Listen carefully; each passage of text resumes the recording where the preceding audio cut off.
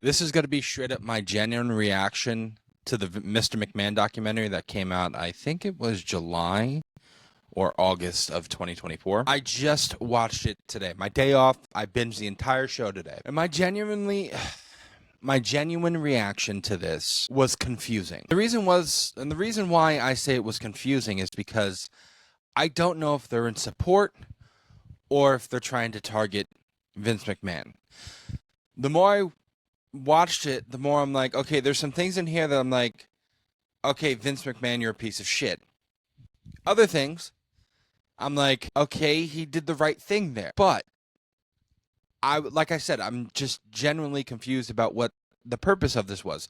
Like, if they would have gone in a different direction and tried to pinpoint something and expand on something that may have not been fully told or anything like that, then I understand. Like, there's a lot of points in this documentary I'm like, okay, Vince does what's best for business, even though it might hurt his business and hurt him to begin with. And there's just certain aspects that I think they don't fully delve deep into. Like, Vince McMahon completely and utterly or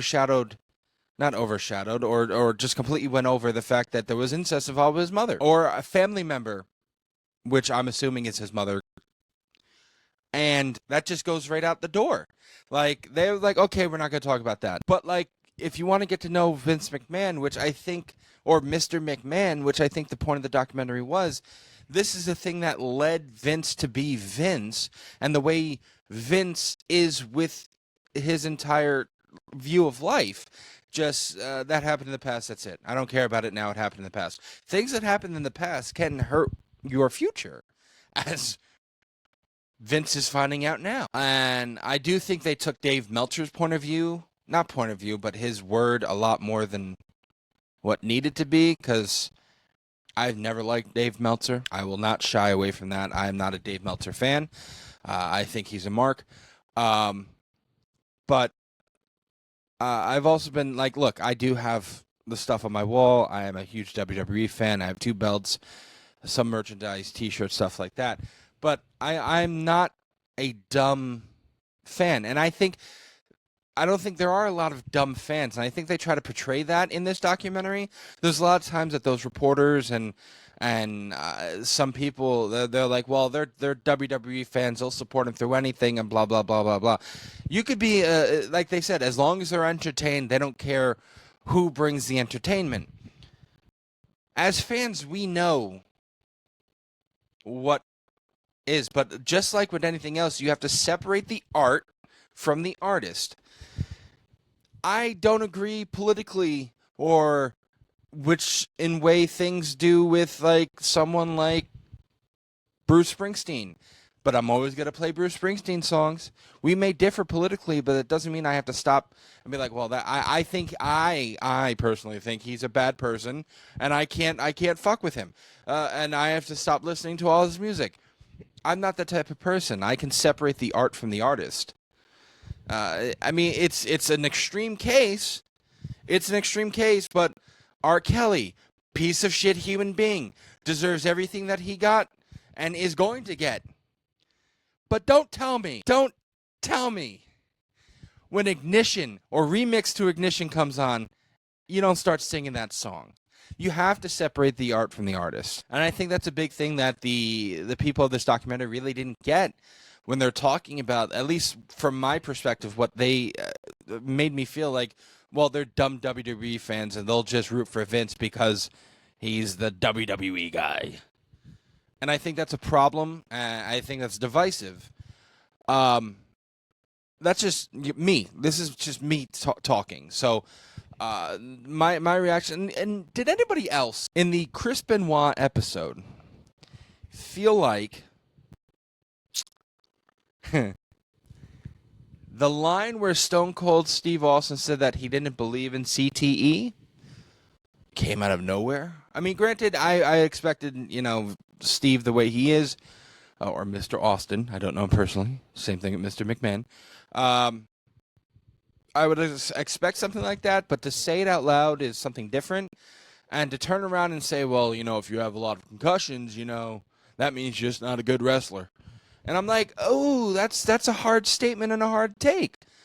That's just where I thought. I'm like, how come that line was not expanded enough? And I'm not trying to bring grief to Stone Cold's life, but like that was a hard take. And I understand most of these wrestlers probably, or these people like Mark Calloway and everything like that, they're going to be viewed differently and have been viewed differently by sticking by Vince's side through all this stuff and keep on saying, well, Vince is a father figure, Vince is a father figure, even though all these allegations are coming out about Vince and stuff like that. So I do think they're going to have more life.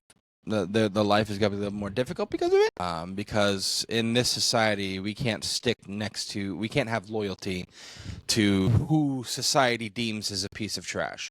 Now, again, I'm not picking a side here, and I believe allegations because there has been evidence that come out. So, but I can't sit there and be like, well, they're trash human beings because they're loyal to this person.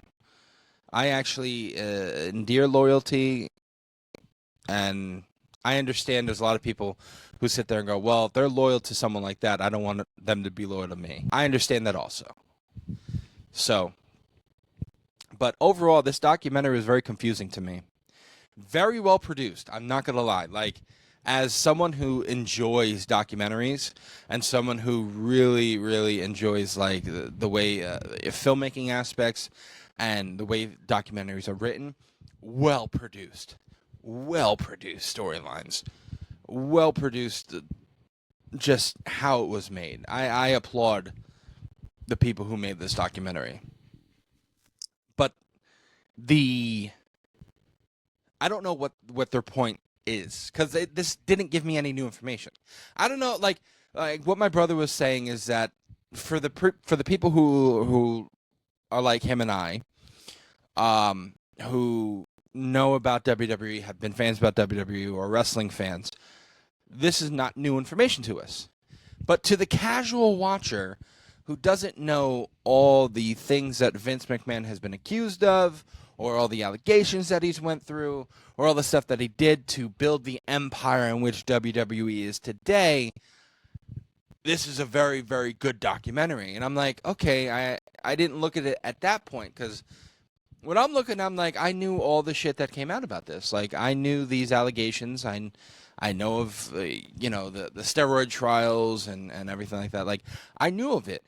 But if I'm not someone like me who's a wrestling fan or anything like that, this is like up there with like okay, like I'm not I don't know much about true crime stories, Menendez brothers, stuff like that. Ones that are very interesting, of course, Manson's, we covered that on my podcast and everything like that.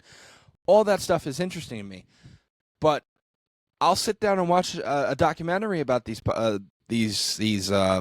true crime stories, and I'm like, holy shit, that happened? But someone who's in the know, who's been following this story their whole life, like, yeah, that happened. I mean, this is nothing new. This is information that's come out. So I understand that that's the way this documentary can be portrayed by people who aren't WWE fans or wrestling fans, who don't know the stuff that happened and how the story of WWE became. It's a cutthroat business, and Vince McMahon, in all aspects, is a cutthroat individual. Love him or hate him, I think what Tony Atlas said at the end is correct, and what you saw, all the people who are close to Vince don't know how to talk about what his legacy is. Tony Atlas turned around and he was like, he's the greatest promoter of all time. I don't like the things he does. I don't like the person who he is, but you can't deny that he's earned that title, and I agree with him. Vince McMahon, Vincent Kennedy McMahon, is the greatest promoter of all time, and you cannot take that away from him, no matter who it is. I can't take that away from him. I can't deny what Tony Atlas is saying. Now, do I think this is a documentary people should watch? I do. I think it's a fantastic documentary. And I think to the casual watcher, this is a true crime, true story type of documentary to watch, because some of the shit is crazy. And if you're not following the lawsuits that are happening, and like I've read the lawsuit, some of the shit is crazy. Like they go over some of the shit that happened with the Janelle Grant lawsuit, but like my God, my fucking God, you know, that's some crazy shit. But yeah, I just wanted to get my thoughts on here. I'm not putting this on the Green Arrow page. I'm putting it on my own personal page because this is like my first. This is a fluid, unedited, straight to YouTube type of thought process.